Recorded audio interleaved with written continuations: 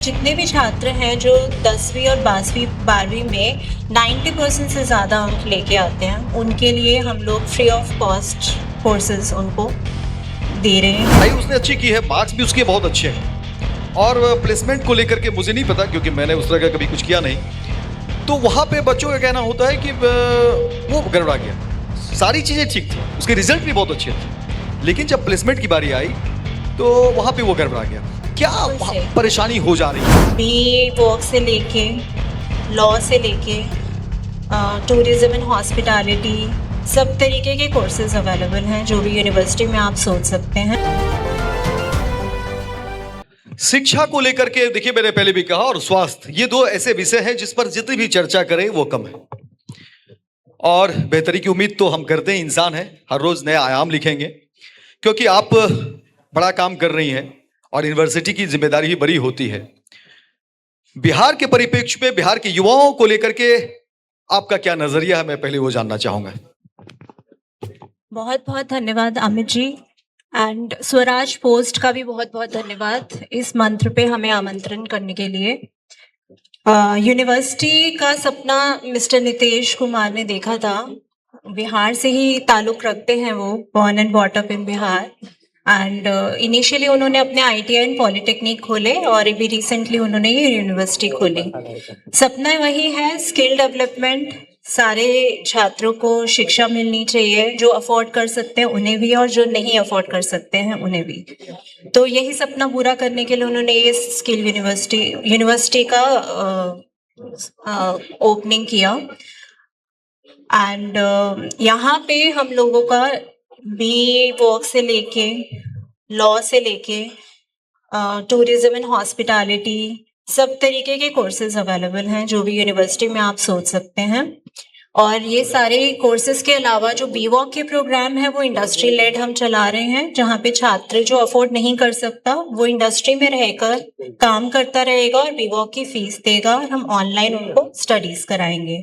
अलावा इसके जितने भी छात्र हैं जो 10वीं और 12वीं में 90% से ज्यादा अंक लेके आते हैं, उनके लिए हम लोग फ्री ऑफ कॉस्ट कोर्सेज उनको दे रहे हैं। उनको आगे बढ़ने का, पढ़ने का एक मौका दिया जा रहा है। देखिए, यूनिवर्सिटी की बात आती है और एसपी साहिब सर यहाँ पर बैठे हुए हैं।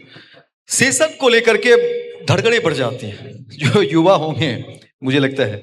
क्या अब इस पर आप लोगों ने विचार किया है कि सेशन लेट ना हो, वो सही समय से बच्चों का जो है एग्जाम हो जाए, रिजल्ट आ जाए, इसको लेकर के क्या आप लोग? बिल्कुल, शिक्षक सभी तरीके की सुविधाएं भी दे सकता है और बच्चे को आगे जाने के लिए प्रोत्साहित भी करता है। शिक्षा का महत्व बहुत ज्यादा है, बट शिक्षा का उससे भी ज्यादा शिक्षक का महत्व होता है। बिकॉज स्कूल बहुत अच्छा डेवलप होता है, बहुत सारी यूनिवर्सिटीज डेवलप होती हैं, लेकिन अगर वहाँ पे टीचर्स अच्छे नहीं हैं तो स्टूडेंट्स कभी भी ना पढ़ना चाहते हैं, ना पढ़ने के लिए आना चाहते हैं, आगे बढ़ना ही नहीं चाहते। तो शिक्षक मेरे हिसाब से शिक्षक बहुत महत्वपूर्ण है और इसीलिए हमारे जितने भी शिक्षक हैं वो या तो फिजिकल वहाँ पे ट्रेनिंग्स दे रहे हैं हमारे सारे कॉलेजेस में और सारे हाईली एजुकेटेड हैं, प्लस उन लोगों को ये साथ में बताया जाता है कि सिर्फ शिक्षा देने से ज्यादा उनको बताया जाए कि आगे जाके वो क्या करना चाहते हैं और किस तरीके से प्रेरणा ले सके वो। तो हमारे सारे कॉलेजेस में सारे शिक्षक हर तरीके से एप्ट हैं। देखिए, बिहार की प्रतिभा को तो कोई कम आंक ही नहीं सकता है, लेकिन एक पत्रकार के तौर पे लगातार लोगों से बातचीत होती है, जो बच्चे बाहर जाते हैं और पढ़ाई भी कर ली, सब कुछ हो गया, कोर्स भी कंप्लीट कर लेते हैं, जब प्लेसमेंट की बारी आती है तो कहा जाता है कि देखिए अब वहां पर हमने अपनी बात नहीं रख पाया ठीक से। पढ़ाई उसने अच्छी की है, मार्क्स भी उसके बहुत अच्छे हैं और प्लेसमेंट को लेकर के मुझे नहीं पता क्योंकि मैंने उस तरह का कभी कुछ किया नहीं। तो वहां पे बच्चों का कहना होता है कि वो गड़बड़ा गया, सारी चीजें ठीक थी, उसके रिजल्ट भी बहुत अच्छे थे, लेकिन जब प्लेसमेंट की बारी आई तो वहां पे वो गड़बड़ा गया। क्या परेशानी हो जा रही है? और ये ज्यादातर जो यहाँ हमारे यहाँ बिहार से जो बच्चे जाते हैं, जबकि ये मार्किंग में सबसे आगे हैं, जाने के साथ कॉलेज में टॉप कर जाते हैं, सब कुछ बेहतर है, रिजल्ट में भी नंबर 1 होते हैं, लेकिन प्लेसमेंट की जब बारी आती है मार्क्स होते हुए भी, प्रतिभा होते हुए भी बच्चे पीछे आ जाते हैं। क्या वो पॉइंट क्या है, क्या कमी रह जाती है तो वहाँ? अमित जी, आपने बहुत अच्छा पॉइंट रखा है इनफैक्ट। और मैं भी शुरू से एजुकेशन सिस्टम में रही हूँ और मैंने बहुत से बिहार के छात्रों को पढ़ाया भी है पर्सनली। बहुत मेहनती होते हैं, अच्छे नंबर आते हैं। उनका मेजर प्रॉब्लम जो है वो थोड़ा सा अंडर कॉन्फिडेंट रहते हैं और थोड़ा कम्युनिकेशन स्किल्स में उनका गैप रहता है हमेशा। लेकिन अगर उनको ये चीजें हम टाइम पे बता देते हैं तो वो उस पे भी बहुत अच्छा काम करते हैं। मेरी लाइफ में मैंने ऐसे ऐसे बिहार के छात्र देखे हैं जो विद इन 6 मंथ्स अपनी पूरी पर्सनालिटी को ड्रास्टिकली कन्वर्ट करके मल्टीनेशनल कंपनीज में जॉब ले चुके हैं। और यही चीजें हमें यूनिवर्सिटी में ऑलरेडी हमें चैलेंजेस पता हैं, तो हमारे जो इंडस्ट्री कनेक्ट है वो बहुत स्ट्रांग है।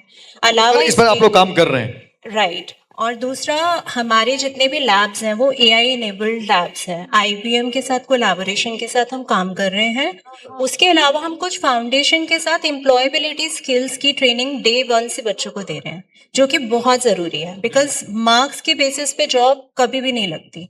जॉब जो लगती है वो कॉन्फिडेंस के बेसिस पे और एम्प्लॉयबिलिटी स्किल्स के बेसिस पे। बिल्कुल, क्योंकि देखिए कई लोग हमसे भी साझा करते हैं कि देखिए सब कुछ अच्छा रहा, पूछते भी कि भाई क्यों लौट आए, तो सब कुछ अच्छा था, तो देखिए प्लेसमेंट में जो है गड़बड़ी हो गई। राइट। मार्क्स के बेसिस पे कभी भी प्लेसमेंट नहीं मिलती, ना अच्छी नौकरी मिलेगी, ना आगे बढ़ने की अपॉर्चुनिटीज मिलेंगी।